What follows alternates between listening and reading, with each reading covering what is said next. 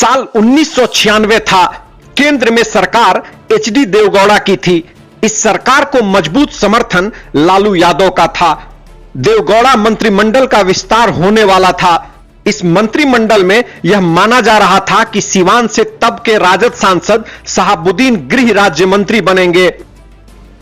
इस कयास को तब ज्यादा हवा मिली जब लालू यादव के अलावा दिल्ली की राजनीति में सक्रिय कई नामी नेताओं ने शहाबुद्दीन की तारीफ कर दी। जब यह सब कुछ हो रहा था तभी बिहार की मीडिया में शहाबुद्दीन के अपराध के किस्से और आपराधिक रिकॉर्ड आने लगे।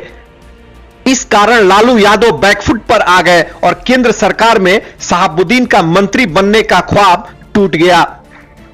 यह पहली बार था जब शहाबुद्दीन केंद्र की राजनीति में चर्चा का विषय बन गए। आज जब सीवान में शहाबुद्दीन की पुण्यतिथि मनाई जा रही है, तब हम पूर्व सांसद के बारे में कुछ ऐसी बातें बताएंगे जो उन्हें औरों से अलग करती है। इंडिया टीवी के शो आपकी अदालत में शहाबुद्दीन ने अपने बारे में सार्वजनिक तौर पर कई ऐसी बातें बताई थी जो पहले कभी किसी को नहीं मालूम था। मसलन शहाबुद्दीन ने कश्मीर के करीब 500 परिवार के बच्चों को शहाबुद्दीन ने अपने खर्चे से डॉक्टरी की पढ़ाई कराने का जिम्मा उठाया। सीनियर पत्रकार रजत शर्मा को दिए इंटरव्यू में शहाबुद्दीन ने कहा था, मुझसे आज तक किसी ने नहीं बताया, लेकिन मैं बताता हूं कि कश्मीर में कम से कम 500 परिवार के बच्चों को डॉक्टर बनाया। इसी इंटरव्यू में शहाबुद्दीन ने बताया कि मैं पहला जनप्रतिनिधि था जिसने कारगिल वार के दौरान सरहद पर देश के लिए लड़ने की पहल की थी।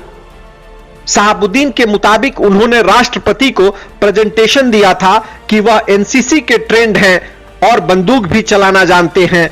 हमें भी वार में शामिल होकर देश के लिए लड़ने का मौका दिया जाए।